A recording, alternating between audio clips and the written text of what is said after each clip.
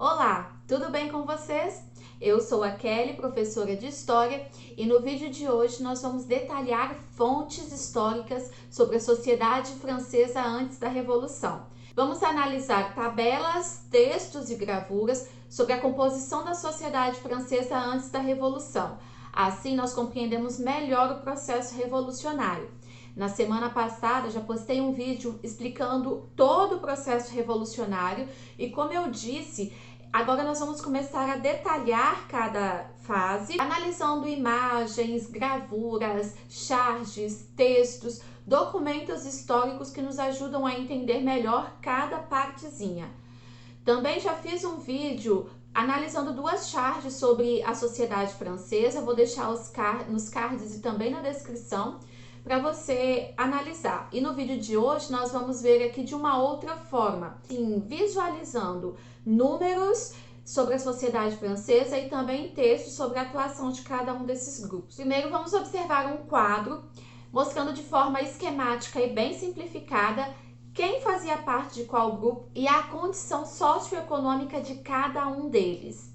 Aqui nessa tabela nós temos a composição de cada classe social, o número de componentes e a situação socioeconômica. Então aqui, ó, o primeiro estado era composto pelo clero, e dentro do clero nós tínhamos a outra divisão. Tinha o alto clero, composto por cardeais, bispos e abades, e o baixo clero, padres, frades e monges. Dentro do clero, com essa divisão, nós temos já pessoas mais influentes, pessoas menos influentes, pessoas que viviam num luxo mais significativo e pessoas que viviam numa situação mais simples, mas mesmo assim eram isentos de taxas, isentos de impostos e mesmo esse baixo clero, né, eles eram sustentados por outros, eles não precisavam trabalhar e produzir o próprio sustento.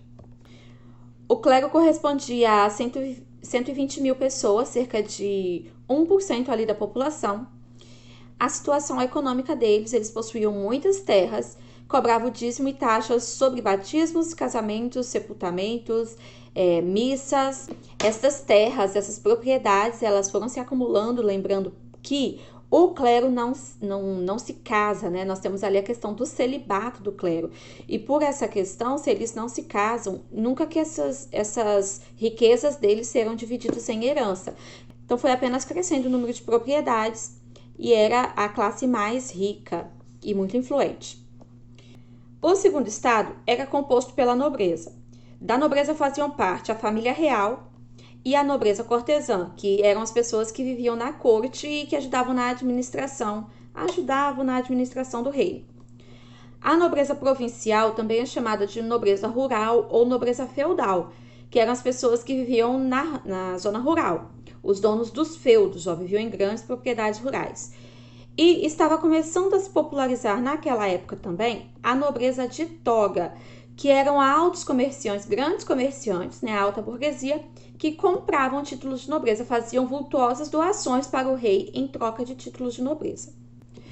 Juntando tudo isso aqui, ó, aparece um monte de gente, mas correspondia a cerca de 2% da população, ou 360 mil pessoas. Essa classe também vivia às custas da monarquia ou da exploração do trabalho dos camponeses. A nobreza provincial, eles viviam às custas das taxas, das talhas pagos pelos camponeses que viviam em suas terras. E a família real e a nobreza cortesã viviam às custas dos impostos pagos pelos trabalhadores urbanos e rurais. Chegamos então ao terceiro estado, que era uma classe muito populosa e muito diversificada, englobando a burguesia, e dentro da burguesia nós temos novamente novas divisões entre alta, média e baixa burguesia. Tínhamos também os trabalhadores urbanos, conhecidos como sans-culottes, por causa da vestimenta que eles usavam, e os camponeses, que eram aí sim a grande maioria, as pessoas que viviam no campo e sistema de servidão. Essa classe correspondia a 97% da população, mais de 23 milhões de pessoas. A situação socioeconômica do terceiro estado. Eles trabalhavam para gerar a riqueza e os impostos. Os camponeses constituíam cerca de 80% da população e pagavam impostos à monarquia e aos seus senhores feudais. Então, a classe mais explorada, digamos assim, era de camponeses, porque além de eles pagarem para viver nas terras, para trabalhar e viver nas terras da nobreza provincial, eles pagavam também taxas ao rei, taxas à monarquia. Aqui nós temos uma ilustração mostrando os integrantes da sociedade francesa no século XVIII. Tem um bispo André Hercule de Fleury, né, um personagem ali do alto clero. A gente consegue observar até a roupa, até as expressões. Olha a cara de feliz do bispo, claro, né? Não tem que trabalhar para comer. Aqui a Marquesa de Pompadour, então representando a classe da nobreza, né? Uma mulher ali de uma classe social que também, toda feliz da vida porque não precisa trabalhar. Até a posição deles, esse aqui é o membro do primeiro estado, pessoa que faz parte do segundo estado, até a posição deles é diferenciada. E aqui nós temos uma mulher do povo, né, uma representante ali das camadas mais baixas do terceiro estado. Essa obra ela foi pintada pelo pintor Jacques-Louis David. Ele é considerado o pintor oficial da corte francesa e de Napoleão Bonaparte, Luís XVI. Então ele atua desde o período em que Luís XVI está no poder, depois ele faz pinturas no período da Revolução e também na época do governo de Napoleão Bonaparte. Então ele era um artista muito expressivo da época, uma obra que está guardada lá no Museu de Belas Artes de Lyon. O autor dessa obra aqui, esse Jacques-Louis David, é o pintor mais importante desse período, né, do neoclassicismo, e as obras são sempre muito realistas, mas de uma forma mais simplificada, de uma forma mais equilibrada, sem aquelas exuberâncias, os excessos decorativos do barroco. E, novamente, observe a expressão dessa mulher aqui, que faz parte do terceiro estado, e compara com a expressão dos outros dois. Conseguimos conferir ali no quadro como que era uma sociedade injusta, com muitas desigualdades. Olha novamente esta tabela. Nesta tabela nós vemos a população total da França às vésperas da Revolução, totalizando 24 milhões de pessoas, sendo 120 mil membros do clero, 360 mil pessoas que faziam parte da nobreza e o terceiro estado, ali os camponeses, trabalhadores urbanos e os comerciantes, os burgueses, totalizavam a grande maioria de 23.520.000 pessoas. A próxima tabela é sobre a votação na Assembleia dos Estados Gerais convocada pelo rei Luís XVI em 1789. Novamente, nós temos o número de pessoas por estado, esse número bem expressivo no terceiro estado, e temos o número de votos de cada estado na Assembleia dos Estados Gerais. Cada estado tinha direito a apenas um voto. Nós dizemos que era votação por estado. Assim, nós concluímos que era uma sociedade desigual, uma sociedade injusta, pois se cada estado tinha direito a um voto, mas o terceiro estado tinha muito mais pessoas do que o primeiro e segundo, eles estavam em desvantagem. Eles nunca conseguiriam aprovar qualquer coisa, qualquer sugestão que fosse, porque o clero e a nobreza, o primeiro e o segundo estado, sempre se uniria contra eles. Lembrando que a Assembleia dos Estados Gerais foi convocada pelo rei Luís XVI para aumentar os impostos sobre o terceiro estado. O primeiro e o segundo estado, eles eram isentos dos impostos. Eles tinham esse benefício de não pagar nenhuma taxa, nenhum imposto. Viviam às custas da riqueza produzida pelo terceiro estado. Não podemos esquecer também que estávamos passando por uma crise agrícola. Então, principalmente os camponeses tinham uma vida muito difícil. Eles estavam assim, muitos passando fome, passando necessidade com as suas famílias, sem condição nenhuma de ter um aumento de impostos nessa época. Vamos observar agora alguns textos. O primeiro trecho é de autoria anônima, não sabemos quem fez esse texto, mas lendo nós observamos claramente de que classe social pertencia essa pessoa. É um ser que só anda a pé, que absolutamente não tem milhões, como todos vós quereis ter, nenhum castelo, nenhum criado para servi-lo, e que mora com sua mulher e seus filhos, quando os tem, num quarto ou quinto andares. Ele é útil porque sabe forjar, serrar, polir, fazer telhados, sapatos e derramar até a última gota de sangue para salvar a República. Aqui nós observamos que já estamos num período um pouco mais avançado, né? Ali já no período de República, de Convenção Nacional. Vamos observar esse trecho porque a gente identifica uma classe social aqui.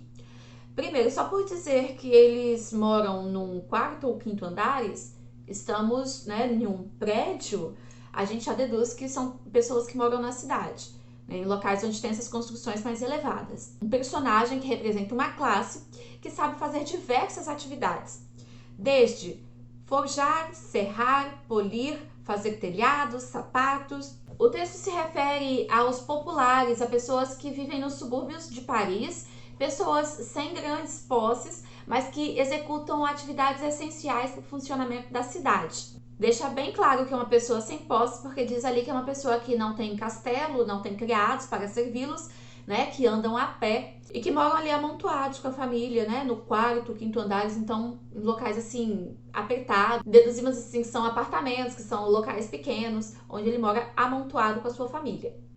Em maio de 1789, que é justamente quando o rei convoca a Assembleia dos Estados Gerais, no campo já está acontecendo também uma movimentação da classe camponesa. O texto que nós vamos ver agora representa a exigência de camponeses que viviam em uma cidadezinha, em uma paróquia do interior da França. Caderno de terceiro estado da paróquia de Longueuil em Dunois.